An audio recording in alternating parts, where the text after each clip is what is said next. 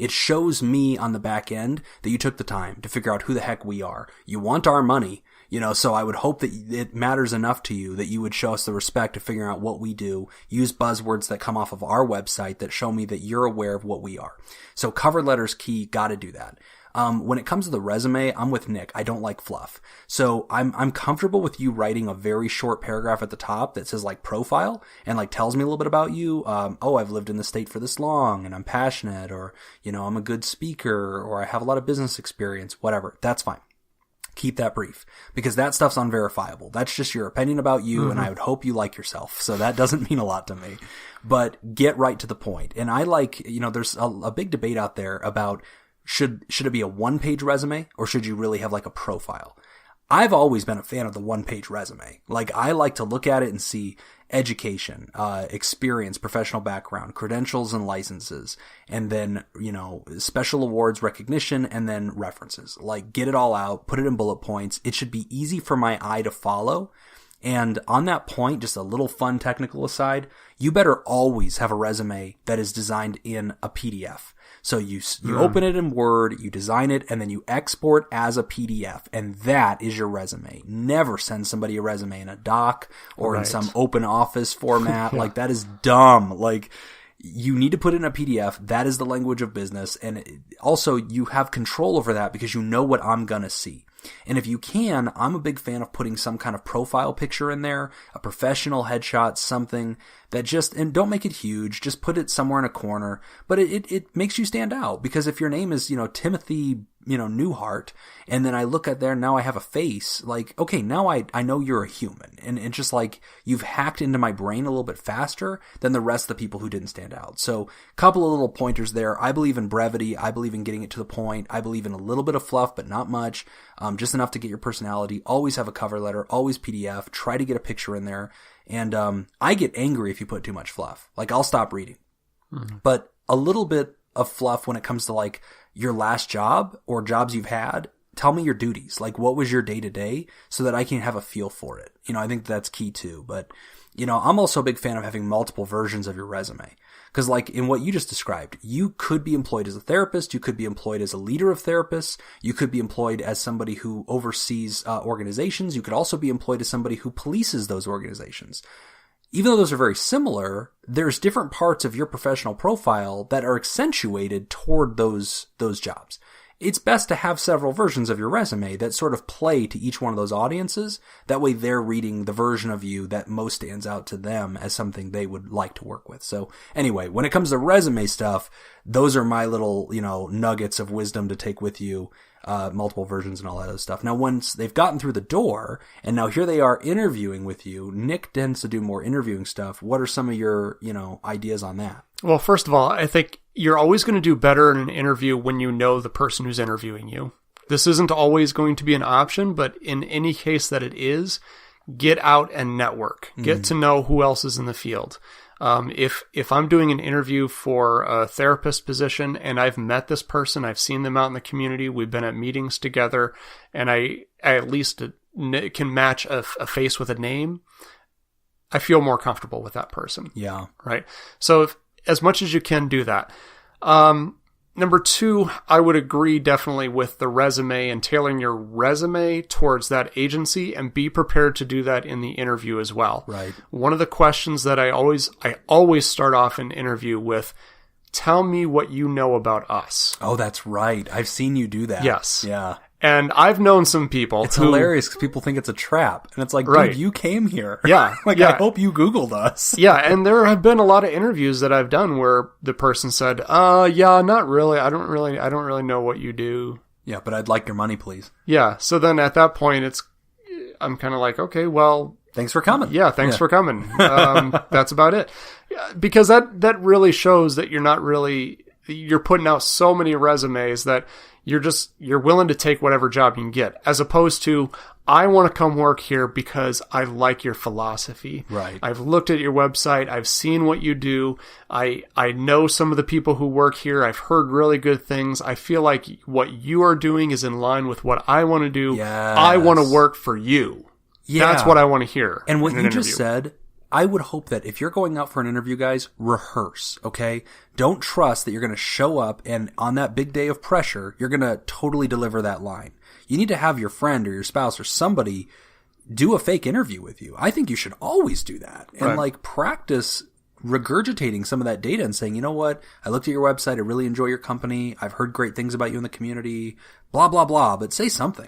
And there's only one other pet peeve that I have regarding the interview process. Is it when they don't wear pants? I'm okay with that. Yeah. No. And this may just be me. This may just completely be my pet peeve. When I'm doing an interview and someone describes themselves as being old school, the interview's done. I'm no longer interested in that person.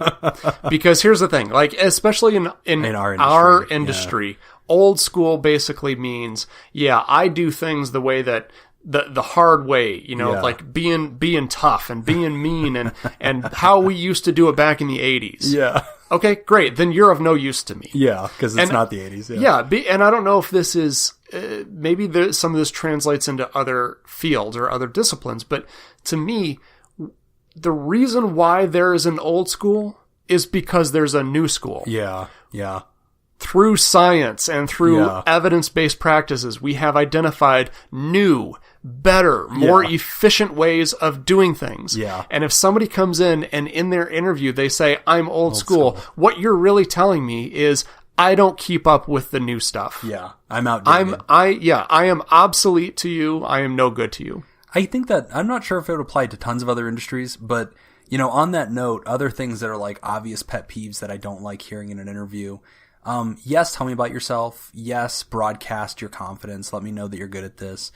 But one of the smartest things you can do, guys, and this gets back to the psychology of interviewing, ask questions.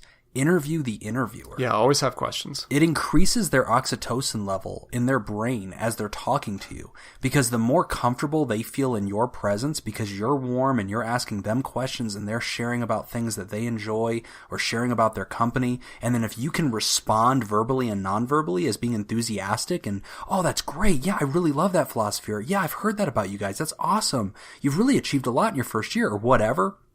By doing that, you're giving them these little bursts of oxytocin in their brain. And that oxytocin's the love chemical. And so they start thinking, like, I really like this guy. No, That's don't overdo it. Don't overdo it. Because we talked about that a couple episodes back. But enthusiasm's a good idea. It's better than coming in cold. Yeah, enthusiasm, being able to say, like, I really admire all the things that you do here. I feel like I can learn a lot, but I also feel like I can contribute.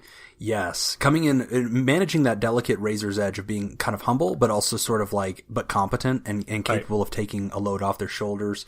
I think that that's huge, but I really like the idea of asking them questions, making them feel comfortable. That's the real goal. You're really just auditioning of whether or not you're a real human being who seems like you belong in that place.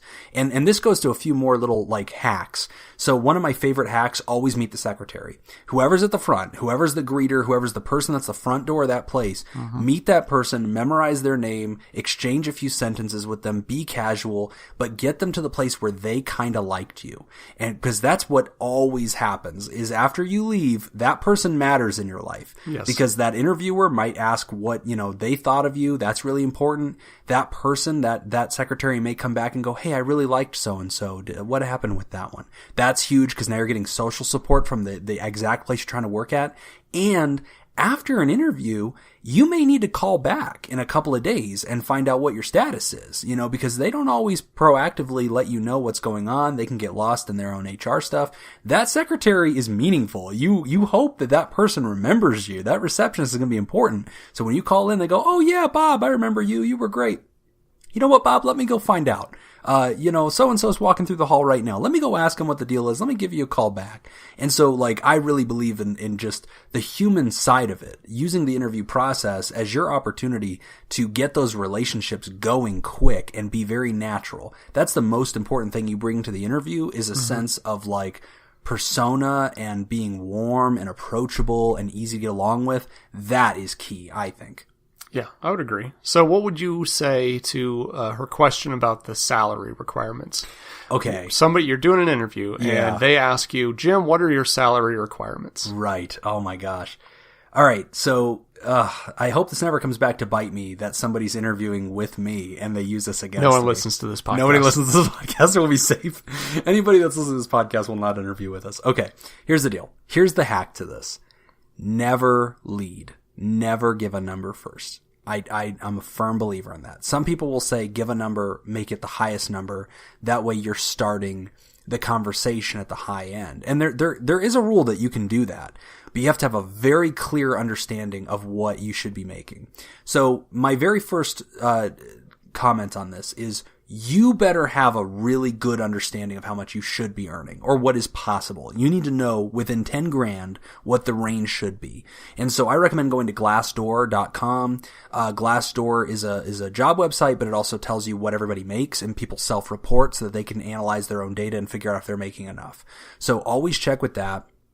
Also, go to Indeed. Indeed.com is a great place to look for jobs.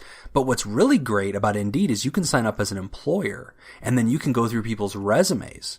So then you can type in the keywords that you're searching for to look for a job from the employer side and see what all the other applicants are saying and what they can do and what their resumes look like. So now you can cheat and see what the employer sees. So now you can frame your resume to outcompete those people's or to be good and similar to them. But you can also get a feel for what they were probably making because you can see. Idea. I'm good at this, and man. Slightly manipulative. Oh, very. Yeah. Beat the game. But it's good. your career, man. It's your livelihood. Like, this is your money. It matters. It's very manipulative, but I totally think if it's out there, take advantage of it. Get a feel for what these jobs pay. And if you know what is the average going rate for this job, there's two ways I think you could approach that question of how much money you want to make. Option A, you want to come in at the highest number that is reasonable. Now, you're playing a dangerous game because I have had people apply for me that have come in with that highest possible number. And there have been times when I've thought, you know what, I don't want to work with them because I think, well, I don't want to pay that much. And I know that I could get the next interview that's going to come in will settle for $5,000 less. Or you, if it's way out of the ballpark, then you're just thinking, well, then it's silly. They're completely ridiculous. Yeah, and that's why the first thing you got to do is recon. If you come in with a dumb answer, we've got a problem. Like, I've stopped doing it. I ended up designing an application at one point in my career that I required people to tell me, how much do you want to make? Mm-hmm. And but here's the thing. Option A, you can come in and highball them. And there's a philosophy that says you should do that because it starts the conversation at that side of the scale, and they feel odd backing away from that too far. They'll feel like it's disrespecting you, or that, you know, obviously you must be confident that you deserve that much. And so, you know, it's weird to pull you down much further than that. And then you prepare yourself to let them talk you down about $5,000 or whatever. So let's say you come in and say, I want to make $40,000 a year. And they say, oh, okay, well, this position we were thinking more like 35. Accept, right? Mm-hmm. If the range is 30 to 40 and you came in with 40 and they talk you down to 35, accept. Like, that's fine. Or you can come back and cut it in half again and say, how about 37? You know, and so, like, there's always a way to do that. Now, that's one school of thought. I have friends that have done that. I think that there's reason to that. My school of thought is usually don't be the first one to come in with a number. To usually come in and say, you know what? I'm listening. I don't like people writing down numbers. I as an employer, I like it because it gives me the power. But if you're an applicant, don't write the number and don't tell them how much you want to make, and don't confess how much you made at your last job. The way that you can frame it is, listen, you know how much you're going to spend on this role. You know what the value is to your company, to your organization. You know your budget. So, you know what? I'll let me know. What do you believe the value is? And when you're ready, send me an offer and I'll have to review that with you. And the reason I think that that's better is because I think it pushes the employer to have to be careful about how they're going to phrase it, because it makes them double, triple think. And when I've been pushed into that position where I have to think about what number I'm going to throw out, I tend to go a little bit higher because I'm taking the time to write you an offer. We've gotten to the point where I want to propose employment to you. So now I kind of want to spear the fish. Like, I'm not trying to play games. So I'm usually going to come at the person and say, all right, here's my real number. Now, once you get that number, another strategy that I believe is an advantage to making them give you the number first is that's the first number proposed. So now the conversation can happen. They started it. If you have 30 numbers that you've passed back and forth, it can get exhausting and they can get sick of you. But if they start the conversation, they say, okay, $35,000. Now you can counter and say 37 or 40 and let them come to 37. You can say, well, I was really looking for 40. And they can say, all right, how about 37? But another thing I want to tell people is when you're having that salary conversation, I want you to lean into the